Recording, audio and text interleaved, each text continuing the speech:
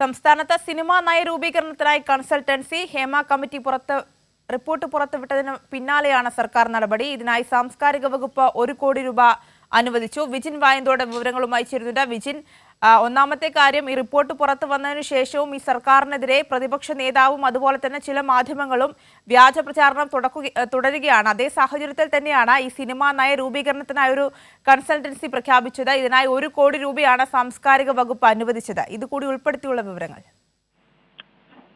തീർച്ചയായും അങ്ങനെ തന്നെയാണ്. കാരണം നേരത്തെ തന്നെ സാംസ്കാരിക വകുപ്പും ഒപ്പം തന്നെ സർക്കാരും വ്യക്തമാക്കിയിരുന്നത് സിനിമാ മേഖലയിൽ ഒരു വ്യക്തമായ സിനിമാ നയം രൂപീകരിക്കും എന്നുള്ളതാണ്. അതിനായി ആണ് ഒരു കോൺക്ലേവ് സംഘടിപ്പിക്കാൻ, നവംബർ മാസം കോൺക്ലേവ് സംഘടിപ്പിക്കാനുള്ള തീരുമാനത്തിലേക്ക് ഒക്കെ എത്തിയത്. ഹേമ കമ്മീഷനെ നിയോഗിക്കുമ്പോഴും ഇത്തരത്തിൽ സിനിമാ മേഖലയിലെ ഈ സ്ത്രീകൾ നേരിടുന്ന പ്രശ്നവും മറ്റ് പ്രശ്നങ്ങളും ഒക്കെ പഠിക്കുക എന്നുള്ള ലക്ഷ്യമായിരുന്നു സർക്കാരിന് ഉണ്ടായിരുന്നത്. പിന്നീടാണ് അത് പുറത്തുവിടുന്നതുമായി ബന്ധപ്പെട്ട ചില നിയമപ്രശ്നങ്ങൾ, ഒപ്പം തന്നെ വിവരാവകാശ കമ്മീഷൻ തന്നെ അത്തരത്തിൽ ഉള്ള അത് പുറത്തുവിടേണ്ട കാര്യമില്ല എന്നുള്ള നിലപാടൊക്കെ സ്വീകരിക്കുകയും പിന്നീട് അത് നിയമക്കുരുക്കിലേക്ക് മാറുകയും ഹൈക്കോടതിയുടെ അനുമതിയോടെ കഴിഞ്ഞ ദിവസമാണ് ഹേമ കമ്മീഷൻ റിപ്പോർട്ട് പുറത്തുവിട്ടത്.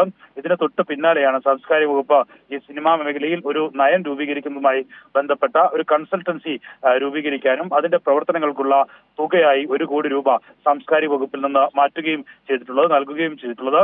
എന്തായാലും ശക്തമായ നടപടി തന്നെയാണ് ഹേമ കമ്മീഷൻ റിപ്പോർട്ട് പുറത്തു വന്നതിന് പിന്നാലെ സർക്കാർ സ്വീകരിച്ച് മുന്നോട്ട് പോകാൻ ഉദ്ദേശിക്കുന്നത് എന്നതിന്റെ ആദ്യ പടിയാണ് സർക്കാരിന്റെ ഭാഗത്തു നിന്നുള്ള ഈ നീക്കം എന്ന് പറയുന്നത്. ആര്യ.